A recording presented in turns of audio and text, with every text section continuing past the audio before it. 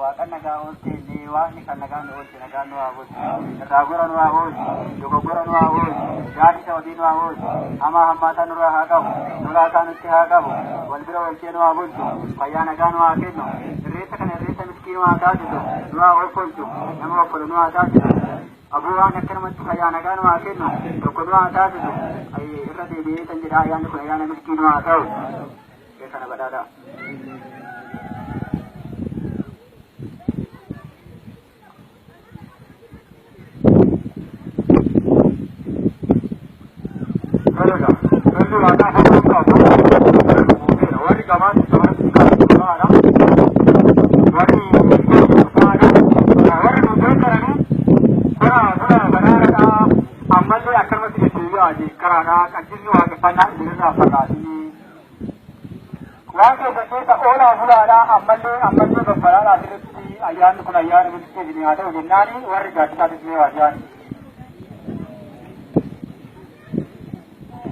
Sodaa waaqatii samaa waaqatiif karaa ittiin ibsatanii jechuudha.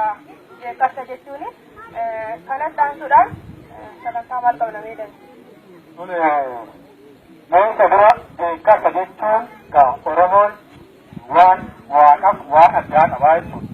Irree ifaarsaa, goota ifaarsaa, dabeessa ifaarsaa, waa hundasaa ifaarsaa, waan addaa waan qabuuf ni jeeqaraa jechuudha. Faaroo sultaani jeeqarsa kan jedhamu oolmaa waaqaa kan itti ibsatanii jechuudha kan waa garri kanaaf amma kanatti aansee waan jedhaa ho'a aduu biraa dhukkee awwaara Isheen golgolooftee awwaara uffattee margillee goggogee ta'aa mukni hunduu bifa jijjiirratee kuroo nadii isaa nuufuu dhangalaasee lafa magariisee sanyiinis biqileera horiin garaa quufee hamaan keetis tolaa tolli kee galataa abbaa uumaa hundaa kan hin qabne dagataa abbaa uumaa hundaa kan hin qabne dagataa.